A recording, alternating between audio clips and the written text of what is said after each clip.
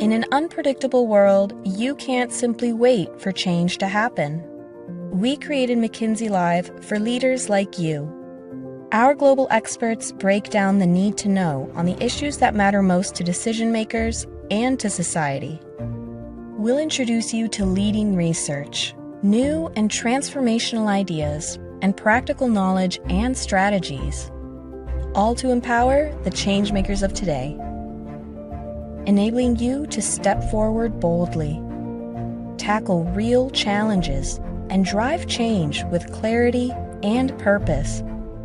We're helping you take control so you can drive the conversation, so you can lead fearlessly while leaving no one behind, so you can take the reins to create and accelerate growth, so you can build resilience for the future. Together, we can push towards the opportunities of our era. Let's get started now.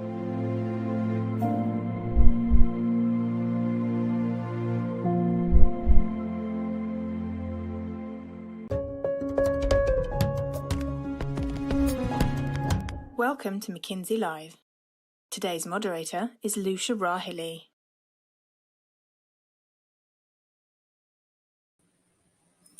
Hello and welcome to McKinsey Live. I'm Lucia Rahili, McKinsey's editorial director and your host for today's event on Agentic AI and how to move beyond discrete pilots to impact across the enterprise-wide. Before we start, quick heads up that our goal with this series of live events is to give you the chance to engage with our experts on our latest research. Obviously, asking questions is a big part of that. So if you are registered for this event, please do not hesitate to use the Q&A functionality within your live stream.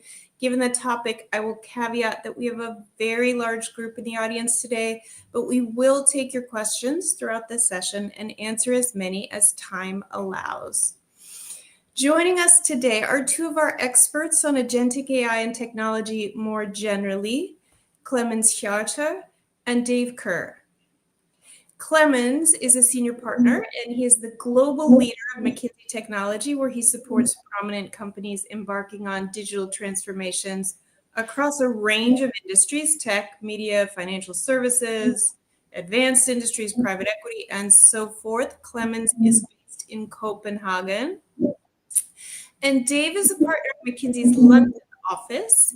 He leads the firm's software, cyber, cloud, and work in the Asia Pacific region, as well as our largest technology deliveries from Build by McKinsey. Dave also works with a range of clients across industries to develop new products and services using the best of modern engineering practices and cloud native technologies. He is also a passionate open source developer, tech blogger, and writer, and you can find his book Effective Shell on Amazon. Dave and Clemens, welcome to McKinsey Live. Thanks for having us. Thanks, Lucia. We're thrilled to have you both together with us today. Let's get rolling. So Gen AI has obviously had a seismic effect on the ways that organizations engage with technology on the day-to-day, and also an incredibly rapid one. Our most recent global survey on AI showed that more than 3/4 of companies now use Gen AI in at least one business function. That's up from about half the year previous. Clemens, let's start with some context. Give us the your best high level, quick and dirty on the state of AI today. Thanks, Lucia. So let's get into it.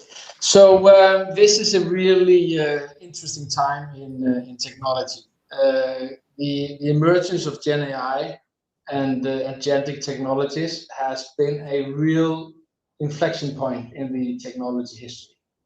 If you think about it, we have a software and cloud industry that is probably around 900 billion in 2025. It is growing from 200 billion 10 years ago, and it's expected to land somewhere close to 4,000 billions in 10 years from now. So it's an immense growth strategy. And this technology shift is monumental. Everybody in the industry is jockeying for position. So kind of the environment right now feels like a battlefield. So everything is up for grabs. The business model of SaaS is something kind of that is being discussed. The productivity promise in the companies is kind of significant. The whole drivers of traffic to e-commerce is bound to change. The interaction model and the consumers' perception or kind of expectation in how they want to be served is changing. So this year 2025 is a really special time, and we can also see that in the behavior in the industry. We are really kind of in this place where we are kind of jockeying for positions, and the enterprises are gearing up kind of their projects in 2025 going into 2026. It's very interesting time. Great. So, Clemens, the discourse on AI often toggles between peril and promise, or between challenges and enthusiasm. And on the challenge side of the ledger, we're increasingly seeing headlines about AI not yet translating into tangible economic results. You're out there talking to leaders every day. Why aren't organizations seeing AI translate into more value, in your view? Why this paradox? So we are seeing a sequenced kind of action here.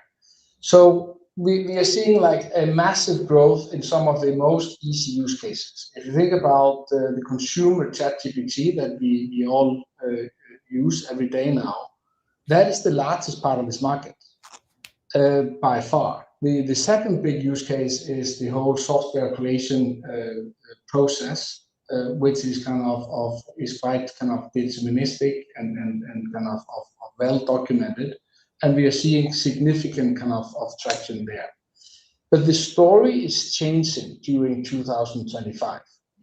2025 is a year where we begin to see a real shift.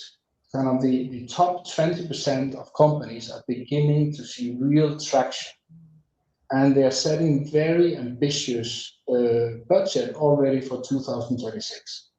So we are seeing it in technology budgets. We are seeing it in selected areas of pilots, and we are seeing the companies that have had a significant number of pilots. Sometimes I'll talk about companies that have more pilots than Lufthansa. They're consolidating these efforts and saying we have some really big bets that we are going to consolidate about. So we are beginning to see the leading companies move, and we think it's going to be very important to be in on that race. It is like being in the Tour de France and missing out of the peloton. If you're not kind of in the race, it's going to be difficult to catch up. And in the last technology revolution, we can statistically prove that being a late mover was a bad strategy. So this is beginning to happen now. But why don't we kind of talk a little bit about kind of what are the use cases and how we are seeing them shift? Yeah. Let's do that. So Dave, let's bring you in here and turn to you on the question of agentic in particular, and the way it's going to intersect with or sort of augment the roles that we humans play today in our respective organizations. Talk to us about what we might expect to change as agentic AI begins to gain traction and become more widely deployed. Yeah, sure. So, I mean, and I work with lots of different organizations at different parts of their journey. It's interesting. Clemens just said the Peloton, if you missed the Peloton. So, we've got the status quo, which is people who are, potentially becoming more familiar with things like ChatGPT. But even for the status quo, everyone else around you is going to start using AI to generate a lot of other stuff. So if you are just here as a worker doing a certain role, there's a lot more things that are actually going to be coming to you. So your productivity potential is actually probably going down from 1x because just more stuff is coming in. You need to process more stuff. Where a lot of people are and where a lot of people have been experimenting is the kind of augmentation of an individual's work. So the kind of co-pilot model where someone is coding and they're getting assistance from an agent, or someone's doing marketing and they're getting the collateral that they're building is being generated and so on. But these augmented processes, they don't really bring an enormous amount of value, especially compared to the investment in tech that's required to get them. The processes are already, somewhat optimized or have been optimized for years. We've been trying to improve these processes for a long time. So the real value that you can get from augmentation is realistically quite limited, and is probably only going to just counterbalance the fact that a lot more stuff is coming in. You're doing a lot more marketing because a lot more contracts are coming in, or you're reviewing a lot more code because a lot more code is being written by models. So you're just kind of keeping your head above the water. The organizations that I'm working with and we're working with who are really starting to do something exciting are the organizations who have been kind of rethinking processes entirely and building these digital agentic factories. So what do these factories mean? So you look at a process and you look at what it is you're actually trying to do and solve, work out what can be offloaded to agentic systems. So let's say that I'm working in a finance department and I'm doing reconciliation of purchase orders to invoices. That's a large volume of high toil work that actually follows a fairly predictable pattern. I have an invoice, I try to classify it. I have a purchase order, I try to classify it. This is ideal to be distributed. But I don't want to just, I don't want to take that and kind of run the process as is. Instead, I want to get my experts to govern and organize this process, distribute it to a factory of agentic workers. And I think this is where it's particularly interesting and where a lot of people are not looking at this yet. It's not just running a factory or managing it. Every time this factory is running, with every iteration, there's an opportunity to improve your institutional data or processes to create feedback loops. And it's when you start to do that that you really start to see the opportunities. Super helpful. And let's just, if we could, get a little bit more concrete about what that looks like in practice, Dave.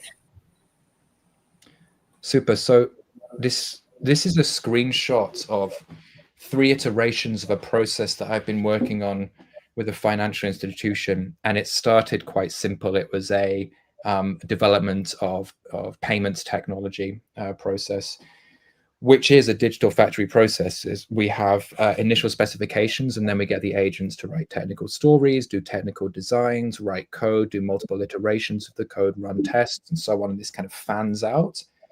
And then we do evaluations and bring this back in. The interesting thing about this is this factory approach, it actually runs overnight. It's a ton of work.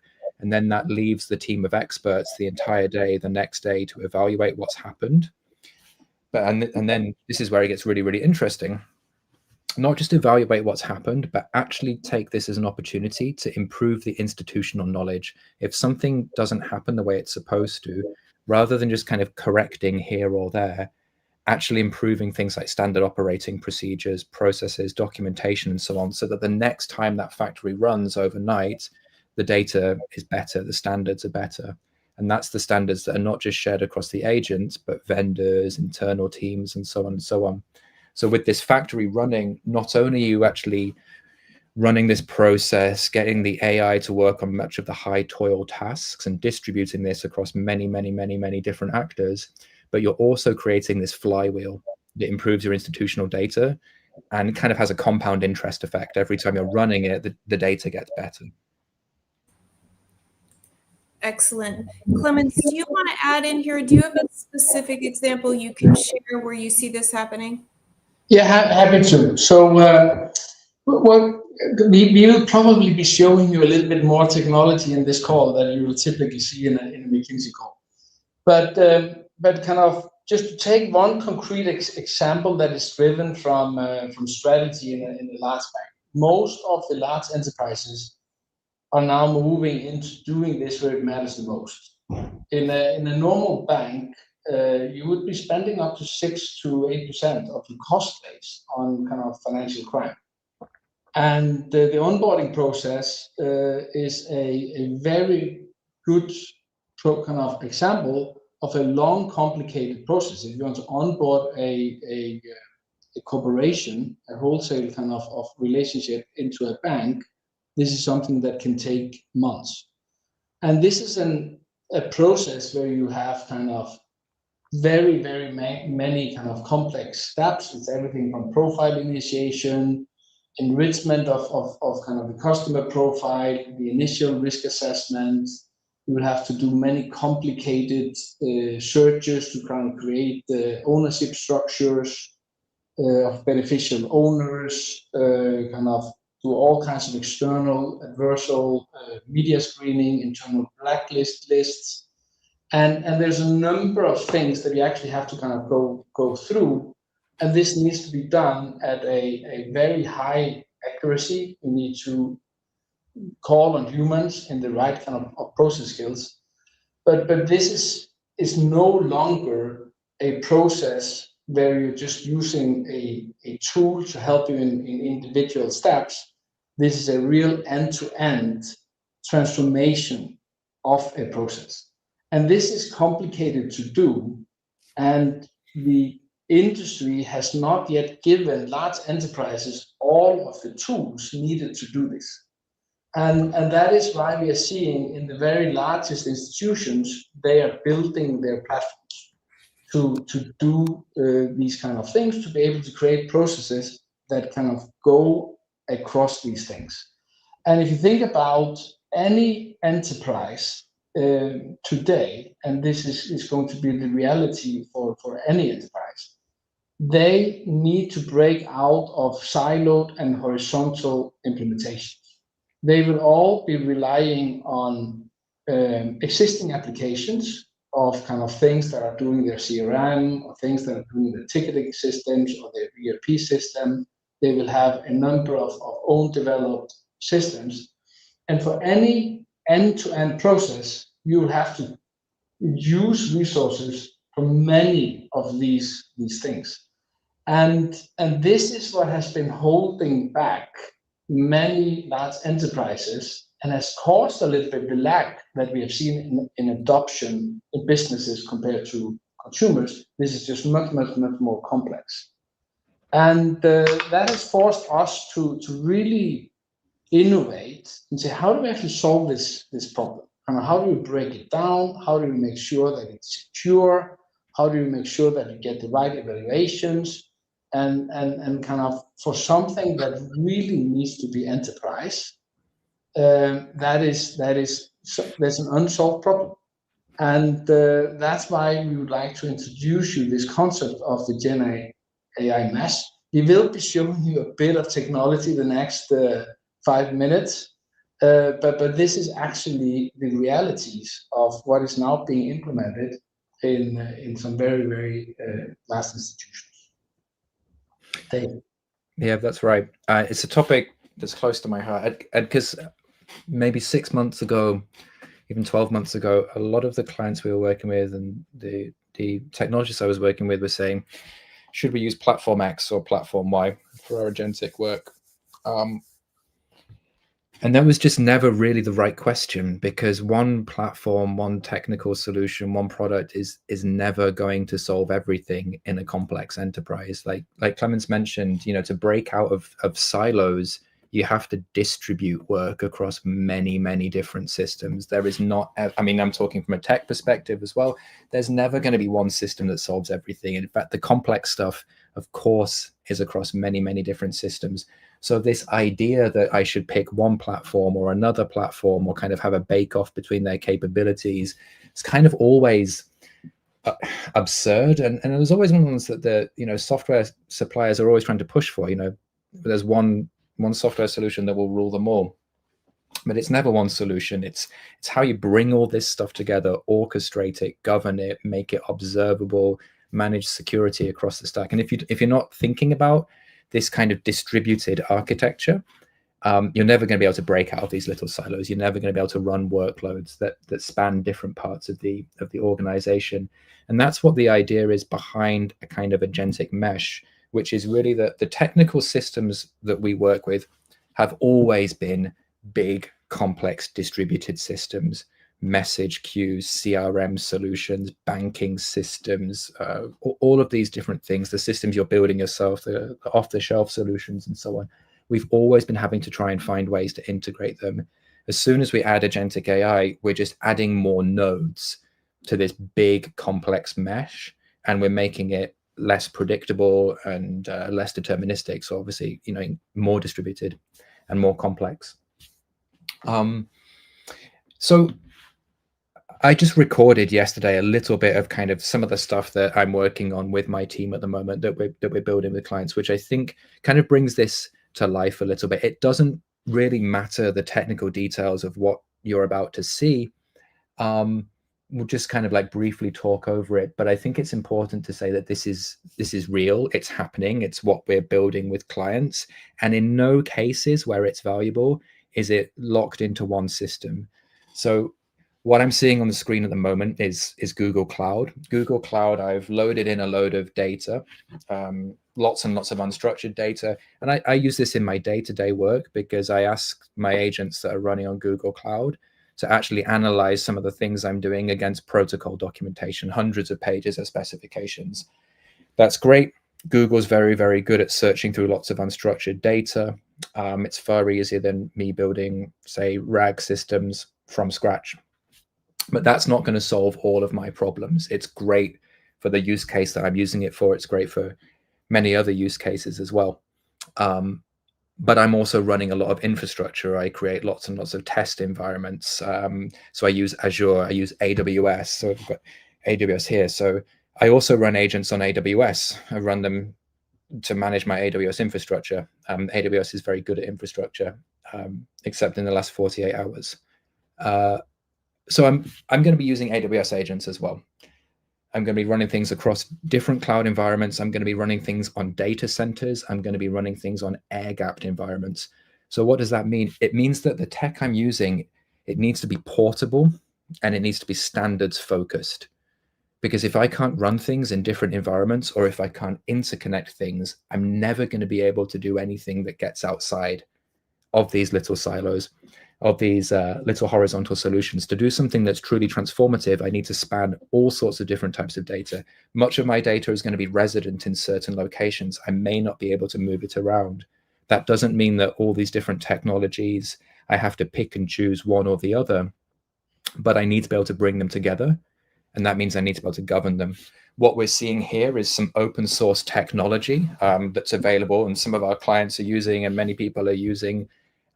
We open source this because we don't really think that the kind of software that integrates technology is as important as the methodology. We'd like people to go and use this software.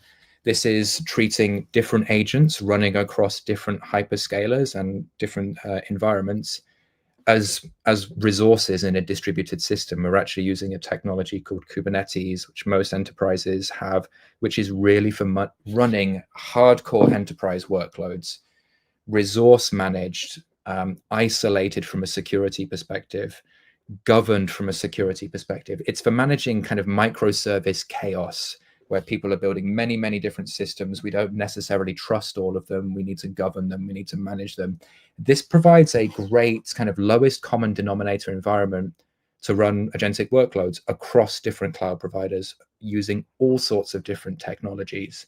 And this has been incredibly powerful because, any institution who's working with this tech and trying to solve problems is going to be using lots of different tech. And if you're boxed into just one thing or another, you'll always be dependent, beholden, and so on. And also you need to build this stuff. You need to get good at building this technology, because you just can't buy these capabilities at the moment. They have to be built institutionally, which is something that, obviously super passionate about. Great. Okay, that is so interesting to see sort of in action. And I think it points to this issue that you've both alluded to, that Agentic really changes the calculus on AI transformation efforts, some of which, or many of which, may already have been in motion at different organizations. Clemens, you've said in your research that a reset is necessary to realize the value of AI at scale. Bring that to life a little bit for us. So we see that to do this effectively, we first of all, this technology is going to change our lives in the next 5 years. It is going to do a fundamental shift in many industries. It is something that we really have to go into, and for many industries, this is the main productivity promise that is on the horizon for the next 2-3 years. So embedding this in your strategy, how are you going to actually do this? What is the productivity promise that you have? What are the big areas where this can help you? That can be in how you deal with your customers, it can be in some of the major cost areas, or it can be in your innovation. Personally, the whole product creation innovation is probably where I am most enthusiastic these days, and I think it's going to be a front runner. But also, if you're an e-commerce company, this is going to change everything around how customers are going to find you and potentially deal with you and pay. So kind of make the strategy, consolidate your bets, introduce some platforms that you work off. It is not going to work for any company to try to kind of innovate on 50 different platforms. So consolidate the bets. Do the workforce planning, kind of it's not like the world is full of people that have done this before, but kind of you have to kind of train some and bring in some. It is going to change the operating model. It's going to change how we task teams, but also kind of the size of teams are simply becoming kind of smaller. I don't buy into the future where we will have a workforce that is much smaller. I actually think, and I already see that we will be able to do so much more, but it is going to be a huge reinvention. This technology is difficult. It is not an easy technology. We begin to see patterns that this is a real extension of compute. So kind of using all of the best practices from enterprise technology that we showed you a bit in this call is going to be the core to kind of get it manageable and secure and safe.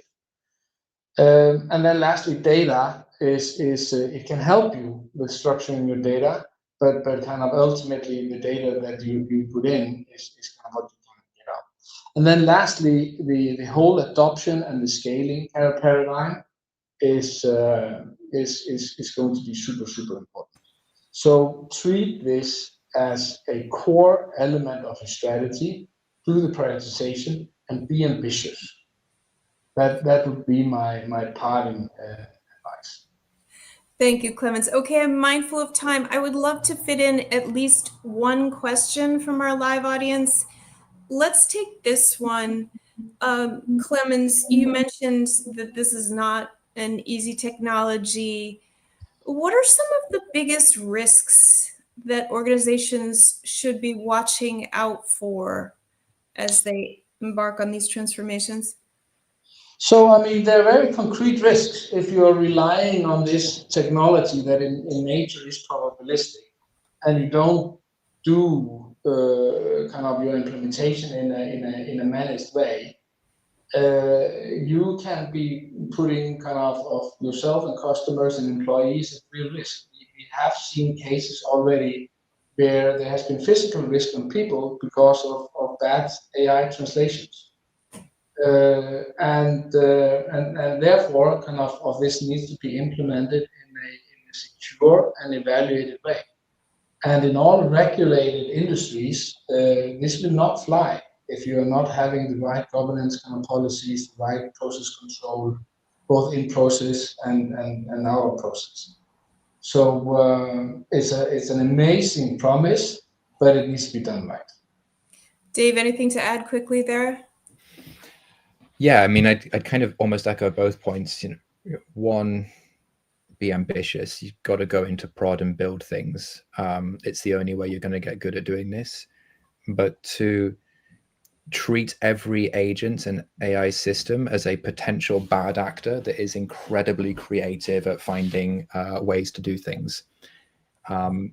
Use the learnings we've had for a long time around how you think about zero trust systems, how you limit the blast radius of potential incidents, how you quantify the statistical correctness of a process, because a process doesn't have to be perfect, but it has to be quantifiably better than what was there before, and the risk needs to be managed.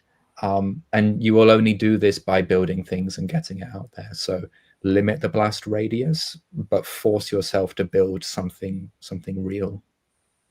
Okay, that brings us to time. This was a super interesting discussion, obviously a hugely consequential topic. Clemens and Dave, thanks again for joining us. And as always, many thanks to all of you in our McKinsey Live audience for being together with us today. Please visit our website, mckinsey.com, for a replay of this event and of all previous McKinsey Lives, as well as for more on our research and work on Agentic AI.